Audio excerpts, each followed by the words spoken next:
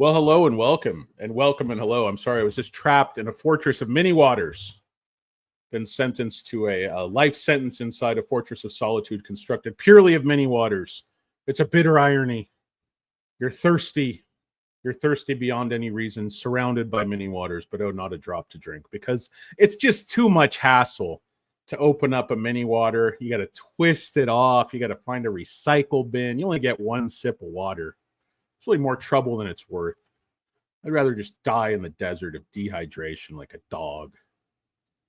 Anyway, guys, welcome and hello and hello and welcome. Thank you for joining us on Un Poco Mas, the show where we give you just a little bit more. Of course, it's me, Danny D. They call me Hurricane Lopez. They call me Stock Karen. They call me out in Vegas. They call me Little Danny Cornbread DiCarlo because I'm moist, doughy, and I crumble under pressure. Some people out in the seafaring community call me the tugboat because I am rarely far from my home port. I pull more than my own weight, and I'm short in stature. They call me mini water because I am round and short and, leave you wanting more. They call me Stubby Cohiba because of an unfortunate manscaping accident I had in the early 80s down near Miami, Florida. Of course, you never, in retrospect, you never want to do your manscaping with a vintage Vitamix because you're hanging your genitals near a stainless steel blade spinning at 30 to 40,000 RPMs. It's a recipe for disaster, folks.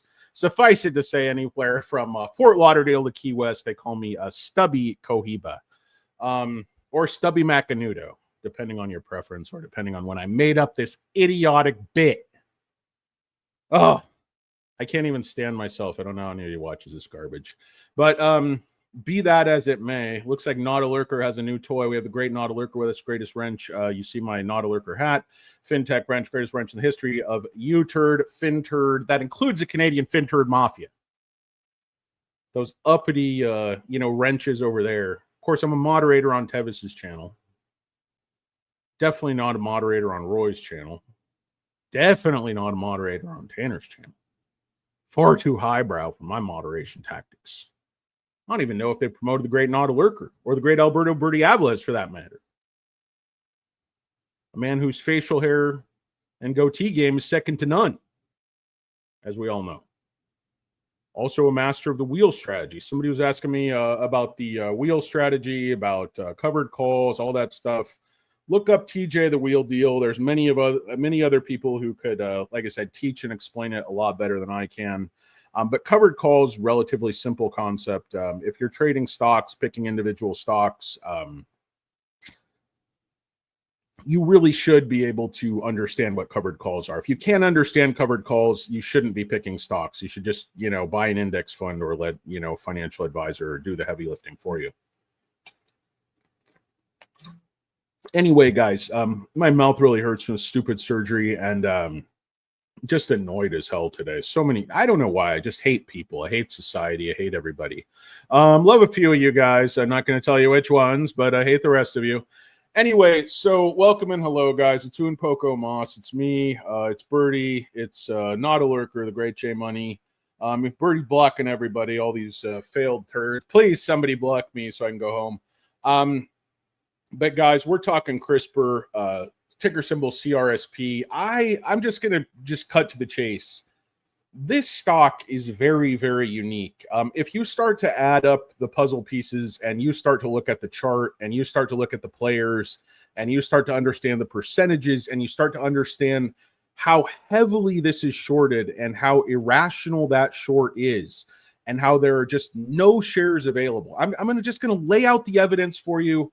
People say, oh, you're just a hype man. You're just great. Full disclosure, I'm just pure long the stock. I would always tell you guys if I'm hedging or shorting. I almost never am. I'm, like I said, an idiot, a cockeyed optimist, a mega bull, a perennial bull.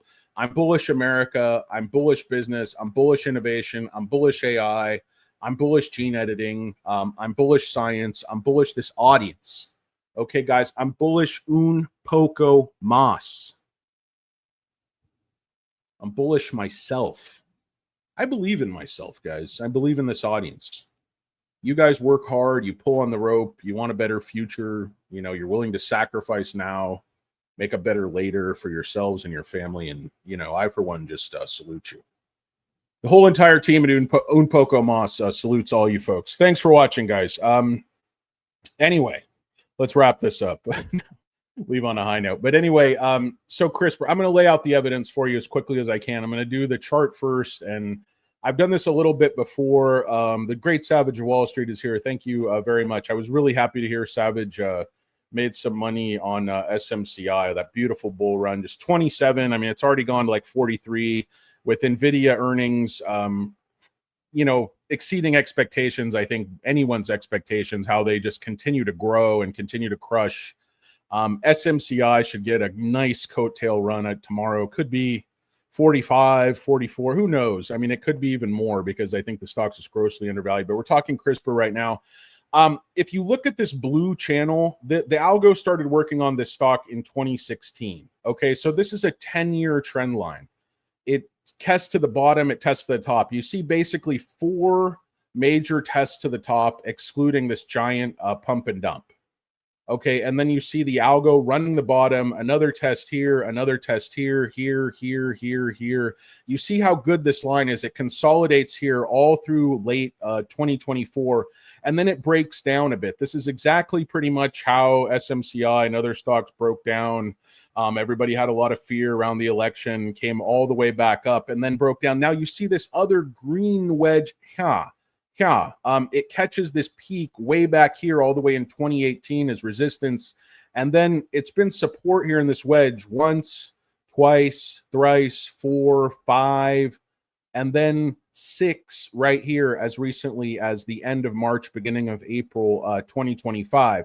Then the stock is just consolidating right here and just tighter and tighter and tighter. So I expected this to move to the upside here, but I'm expecting this to move at least to 52. And like I said, I don't mean to sound like a complete idiot, but don't be surprised at all if this thing moves to 90. I mean, people again said I was a big fat jerk when I said SoFi was going to move from 7 to 1375. And what happened? It ended up moving to 18. Why did it move to 18? There was a huge irrational short on the stock, but that short was only about 18.6%. And it only came down to something like 11, 12%. So you saw a 6% reduction in the short interest. Now, there was a lot of borrowing, but if you look at CRISPR, it shorted 25% of the free float. And if you do some fuzzy math, some napkin math, a la Warren Redballs, the master of balding push-out, no, there was one of those insane like Tesla bulls. Like, I did a little napkin math. Tesla's going to be $50,000 a share by 2030 or 2020. Tesla's going to be like $100,000 a share by 2020. We're all billionaires. Like, every Tesla shareholder is going to have $1 trillion. Just ask Kitty Woods. But no, that was a great call. She was absolutely right in terms of Tesla. They're like, well, you keep buying Tesla, it keeps getting held down, it keeps getting shorted. She's like, yeah, but the shorts are wrong. And the longer they hold it down, it's the coiled spring, the more it's going to go back up. And she was absolutely right with Tesla. And I didn't even know who she was at the time, but I was following her strategy with the stock and, basically made my bones. What's the line from? I don't want to start doing Godfather lines, but anyway, guys. So if you look at these two lines, you have a 10-year uptrend here, and then this has been tightly controlled in this green sort of downward descending and tightening channel, or sort of slow death wedge, whatever you want to call it. But this has been very, very valid since October of 2021. So you got a 4-year downtrend intersecting with a 10-year, uptrend. It's just basically a big mess. But the way this chart is looking, this is not anything organic. Institutions have been running this. Let me tell you what I mean, okay? So if you look at Fintel, right? Fintel says, and I hate that I'm saying right now like a Canadian, but Fintel says institutional long shares are 83.5 million, or 97% of the shares. Now, how do they get there? I'll explain that to you. And this is what's happening with institutional shares. This look like a stock that's in trouble. So does this look like a stock that they're shorting because it's in trouble, or does this look like short, long, market maker, mechanic, games designed to, screw retail out of their last few shares as low as price as possible, even though retail almost owns none of the stock. Now, if you look at who owns a stock, ARK owns a ton. Now, who's listed here and who's not listed? Okay, who's not listed are the big pharmaceutical companies who own a piece of this company. Take a look at the institutional ownership. You see Bayer, they own 6.2% of the company. Vertex, who's their partner, owns 6.3% of the company. Celgene owns 4%. GlaxoSmithKline owns 4%. So if you just add this up, this is like another 21% of the company.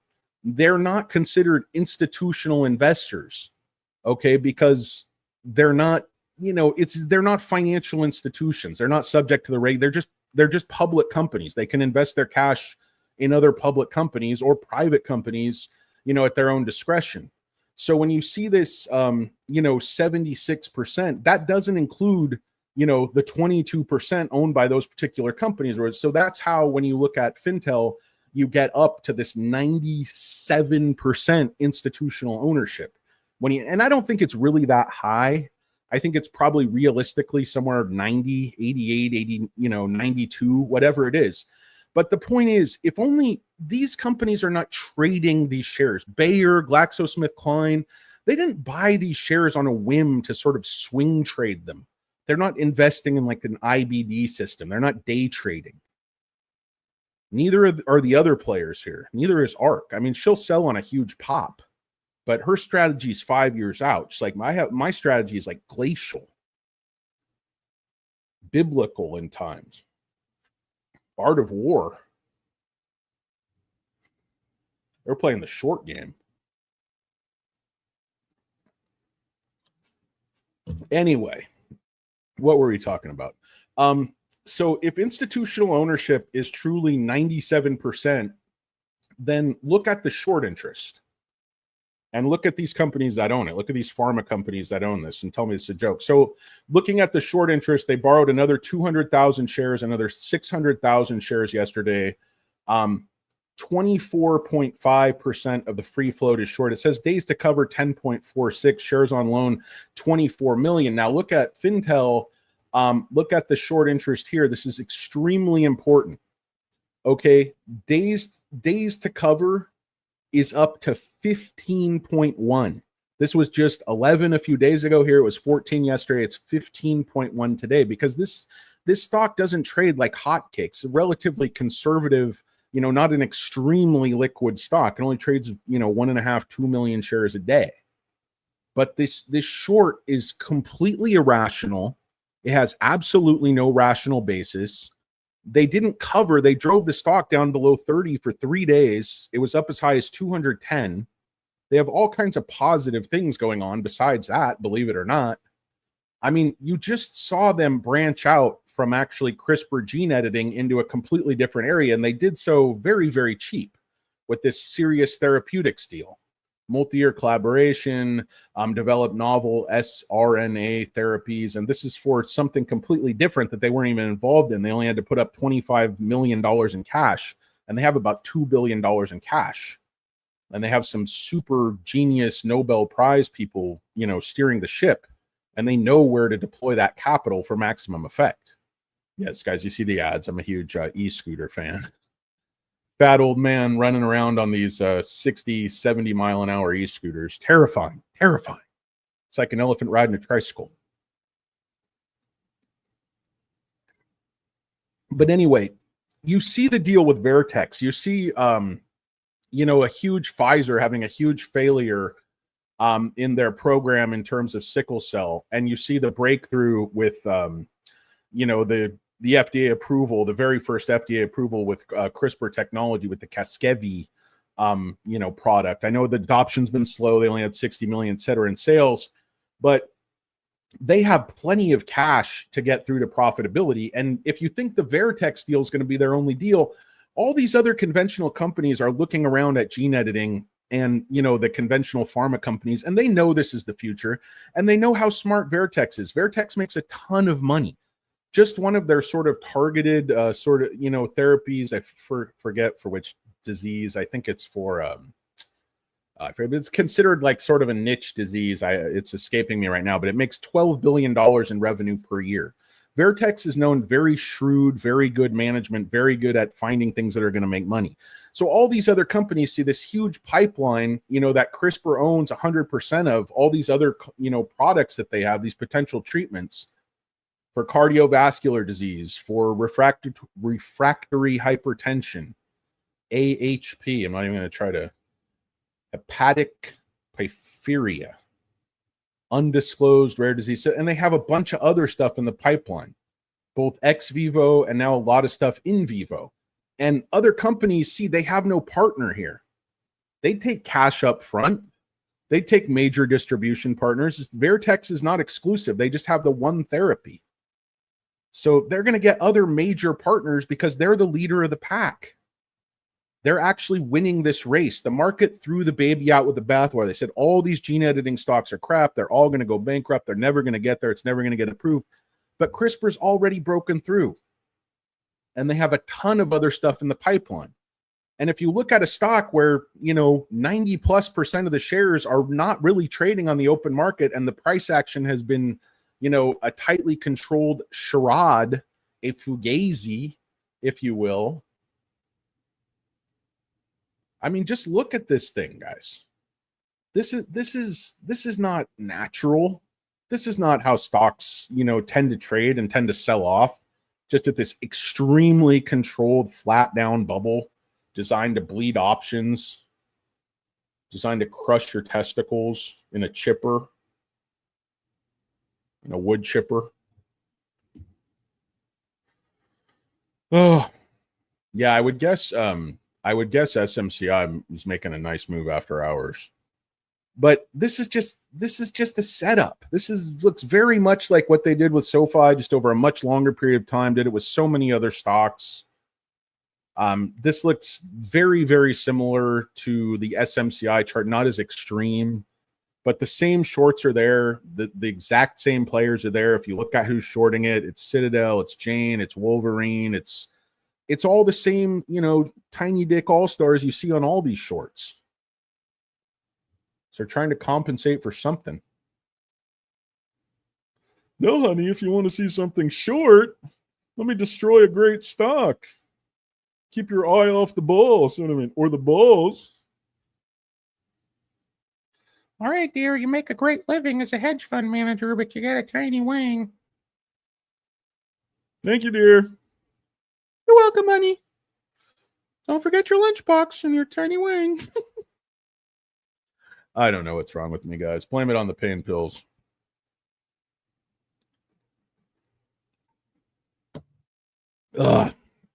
So I don't know. That's pretty much, my case for the company.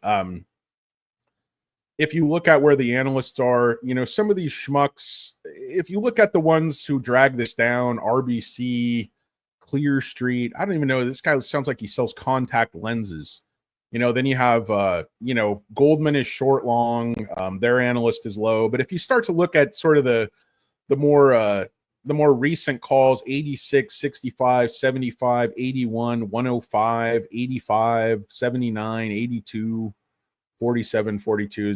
Barclays and Goldman, they're part of the FUD machine. I mean, they're classic FUD spreading turds. I don't know, Salveen and Gina are part of the problem. Gina Wang, no offense. I would never question, the motivations or intentions of Kostas Belarus, former Yugoslavian gymnastics coach, run out by the International Olympic Committee. Only job he could get was as a stock analyst at BMO Capital. I teach you back handspring. He's like, no, we need you to analyze securities. I analyze securities. What the fuck? You pay me. Give me cot sleep on. Whatever. I grew up in communism.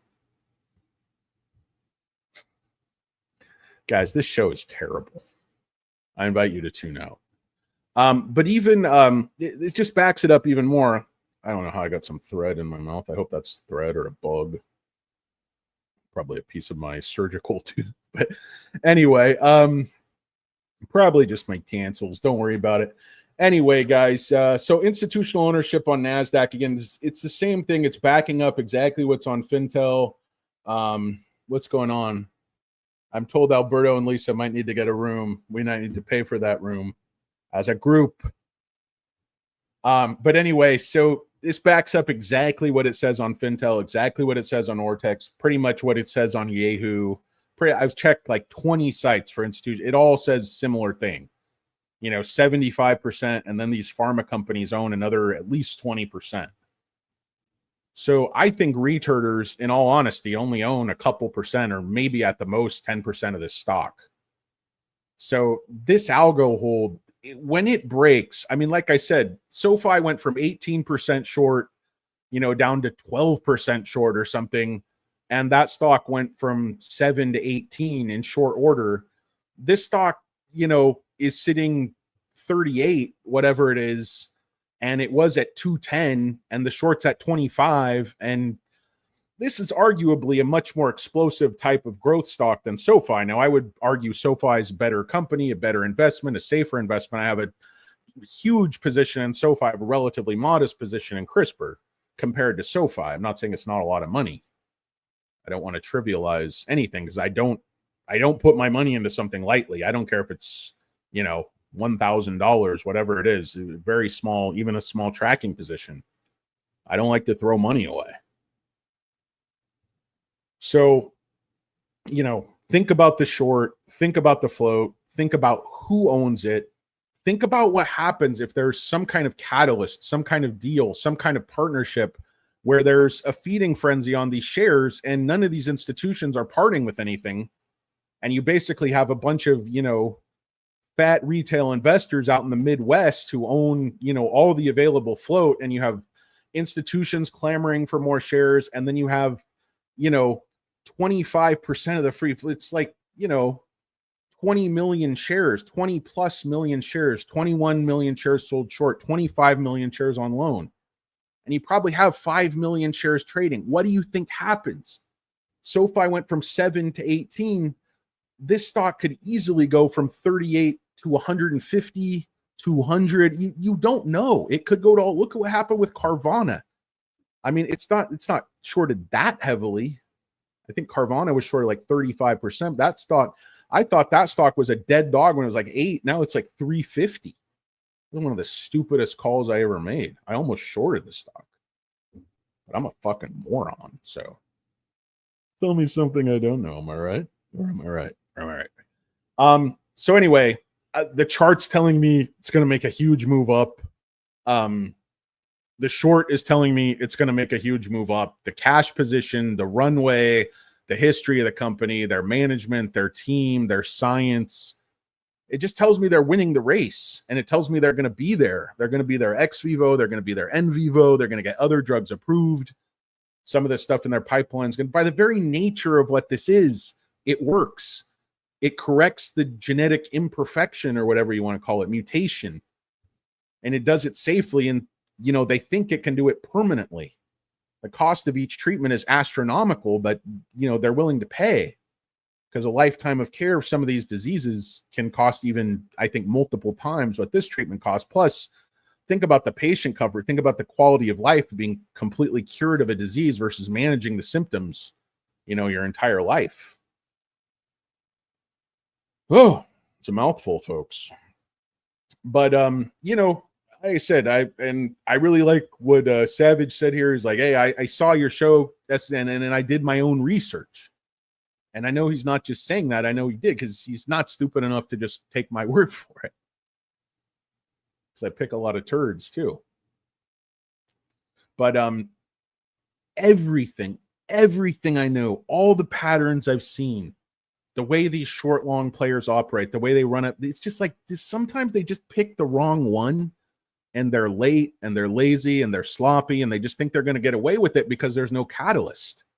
But then you get sort of these 1-2 punches, the tariffs come off because, as Not a Lurker pointed out, the federal trade court just ruled Trump can't use the emergency powers to declare these tariffs. It has to go through the normal procedure. It has to go through Congress. So all these tariffs might be on hold completely tomorrow. It's probably one of these things that's got to go up through the Supreme Court because it's going to be, clash of constitutional power. It's going to be constantly, they're going to say, fuck these judges. These are liberal activist judges.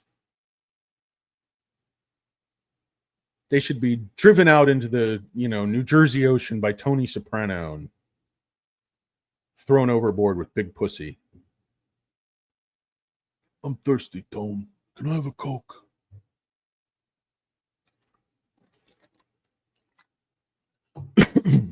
Nobody's going to believe Big Pussy's massage stories.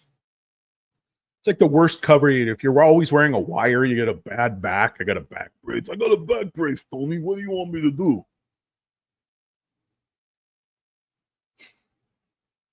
Sopranos, great show. What's your order? Soprano, some of these, 1 hour pop dramedies. What do you like? NYPD Blue? You like The Sopranos? You like Breaking Bad? You like all of the above? Oh, there's so many more. True Detective. There's all kinds of great shows. I don't have time to watch any of them. We unhooked our TV several years ago. Haven't looked back. What a waste of time. I do like a good comedy. I like to laugh, like to tickle the old funny bone, if you know what I mean. And I think you do. Nudge, nudge, wink, wink, amongst the word. Anyway, guys, I think that's the great Jeremy Miller. Oh, The Wire. Excellent. Yeah. The Shield with the great Michael Chiklis. And we also loved him in The Commish. Who didn't love The Commish? Great show. Jake and the Fat Man.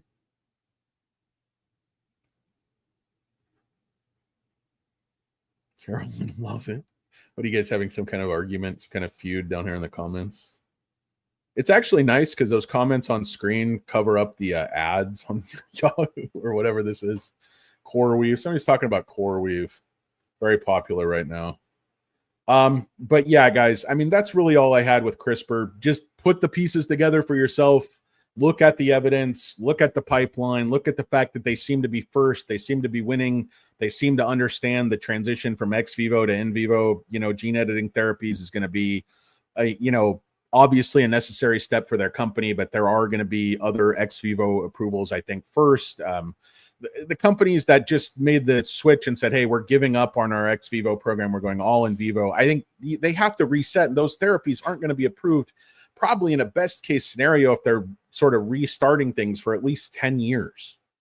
So, if you want to leave these stocks to your grandkids, fine. But otherwise, I'm going to consider investing in CRISPR and not some of the also-rans, some of the bridesmaids, some of the swinging dicks, some of the Tom, Dick, and Harrys, the Jamokes, the Jabronis, the Truck Stop All-Stars, the Country Club Golf Hustlers, the Shoeshine Boys. Speaking of Shoeshine Boys, I realize most of my audience is a bunch of weak sauce turds. Why don't you guys go and run on home and grab your shine box? Nautilurka's got a pair of wingtips. Use a nice spit shine. And I know you guys need penny stock money. Or plain rap vodka money, as the case may be. Anyway, guys, I don't know what you guys are talking about. Seems that premium of the option is in some type of a sun hat argument with Lisa. Anyway, I don't know. I can't tell what the hell's going on with you guys. It's all the same people. Look at brother. There's a great Jeremy Miller. Yeah, Trump, I mean, he keeps losing these, I think that's kind of like, I think a lot of these he knows they're gonna, get smacked down in court, but he's just sort of, it's like a kid kind of testing the limits. You kind of see, what can I get away with? How far can I push executive power? What is the Supreme Court actually going to let me get away with here? And I think, he's sort of following court orders. But I do think there's kind of a method. I just wish the guy would say, okay, we're going to cut the spending, which they really didn't do. I mean, Elon, he tried, but he didn't find that much. Because honestly, most of the budget is not waste, fraud, and abuse. Most of the budget is entitlements and military. It's like all the budget. I mean, so if you want to get serious about cutting the budget, got to stop giving these huge tax cuts and just blow up the deficit. Like I said, the last time they worked together was like Gingrich and Clinton. You had Republicans and Democrats, balanced the budget, ran a surplus. saying they were best friends, but they were sent there to do a job, and they did it. Just spend all their time calling each other names and measuring each other's wings. No, you're a turd. No, the gentleman is a turd. The gentle lady is recognized. I'd like to say the gentleman is a turd. You're out of order. Take down those words. But you are a turd.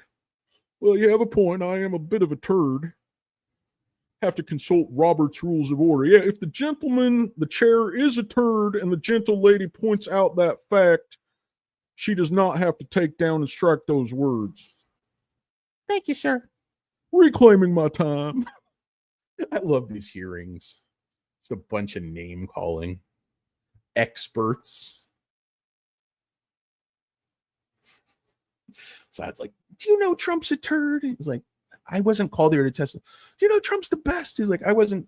All I know about is sometimes I'm a scientist. Like, he was just kind of caught in the crosstalk between the sides. Yeah. The government was supposed to do stuff, supposed to solve problems, supposed to get things done. Really devolved into sort of an absurd theater. But the debt's a real problem. The debt and deficit are going to bite us right in the tuchus. And we're just kind of whistling past the graveyard. We're like, oh, everybody loves a big tax cut. But, the CBO's saying, hey, it adds $3 trillion. They're like, no, doesn't add anything. It's going to stimulate business activity. Jazz hands. We use jazz hands. It'll stimulate enough business activity to offset these massive tax cuts. Brilliant. Whatever they're paying you, go ahead and double it.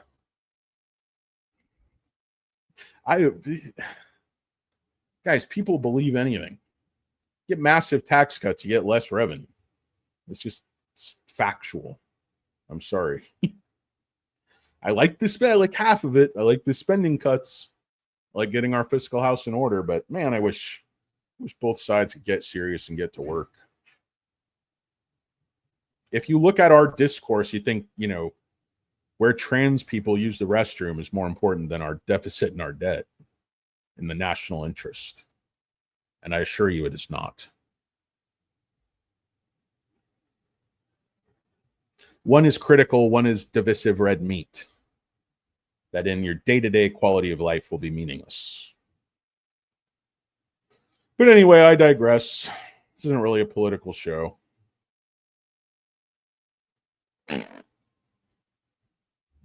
What's going on, turds? It's the great Mark Ricard. He's not captaining the Starship Enterprise. He's here in our comments. And we welcome you, sir. We salute you. Straight on till morning. Love it. Truth Hurts would use the same as everyone knows you on YouTube. I have no idea what you guys are talking about. I don't have time to get into it. I love it when Trump said, who was the idiot that signed this bill? Well, that was the funny thing, Savage. I mean, the thing is, I don't want to be flip because he is absolutely right about how we are getting screwed 8 ways from Sunday all around the world, and how our debt is basically, a lot of our debt is financed by sort of policing the entire world and keeping the free world order in business, for the, last half of the 20th century, henceforth until now, 40 and however many years ago, I don't know. Our forefathers brought forth a bunch of turds and they birthed us, and we became a bunch of whiny Karens who complain about everything, even though we live in this great place, and we decide to, I guess, hate one another, even though there's really no reason to. But my point is, a lot of legitimate stuff there, that Trump's pointing out about how the United States is financing, things that benefit pretty much the entire free world. So I'm not saying the guy's all wrong. I just don't agree with his methodology, and many other things. But like I said, it's neither here nor there. Nobody elected me to anything. Thank God. Caroline. Oh, Caroline. Don't take everything so personally. Caroline seems like she might be wound a little tight. But anyway, it's all love here. We welcome all viewpoints here doing Poco Moss. Let's see. Beach Boy in the house. Welcome and hello, Beach Boy. Hello and welcome. Yeah, like the pharma companies on the other side of the river having a subsidy. I mean, it's everything. You know, why does the American consumer pay, 10 times more for, pharmaceutical drugs? And they argue, well, it's all profits to the pharma industry. It's not. It really isn't. And the U.S. pharmaceutical industry develops a lot of those drugs and then they sell them far cheaper overseas. And a lot of it has to do with, government policy, how the, national healthcare systems work. I mean, up until sort of the Obamacare, which isn't really like nationalized healthcare at all. It's just subsidized private healthcare. But, we are really the only major industrialized nation that doesn't have some sort of, nationalized healthcare. A lot of countries have decided that's more of a public good than a private business. Just kind of how it's most countries have sort of a hybridized system. Of course, the wealthy, powerful people are always going to have sort of a different, tier or strata, because of course they're better than the rest of us. We know that. We accept it here doing Poco Moss. We don't hate here doing Poco Moss. We just aspire to be wealthy and powerful ourselves. So I can get the Apple bag, my care and polishing it deserves. And R&D costs are astronomical, billions and billions of dollars. Listen to Trump's speech, friend getting the fat shot. Funny. This guy's a funny guy. I mean, not denying that. Carolyn probably writes options like the rest of us in this chat. Probably, guys. Nobody trades more than politicians. I mean, between Pelosi and then was the one of the cabinet people sold like $3 billion or $3 million worth of stock right before the great reset or whatever, the American resurgence. Anyway, using office enrich himself is coming. Well, I mean, the enrich. Yeah, I don't think anybody can argue with the enrichment as Savage. Nobody can argue with Savage. I wouldn't even try. Savage has a new avatar. Miss the old avatar. Kind of like a chipmunk. Oh, Marjorie Taylor Greene. That's right. Thank you, vegan sympathizer. A little bit sketchy in those sunglasses and black cap. Like a possible person of interest. A video store robbery. He didn't take any money. Didn't take any videos. Just took all our microwave popcorn. Very strange. Remember that? You used to have those video stores. It's like that Act 2 microwave popcorn at the front. That was a strange era.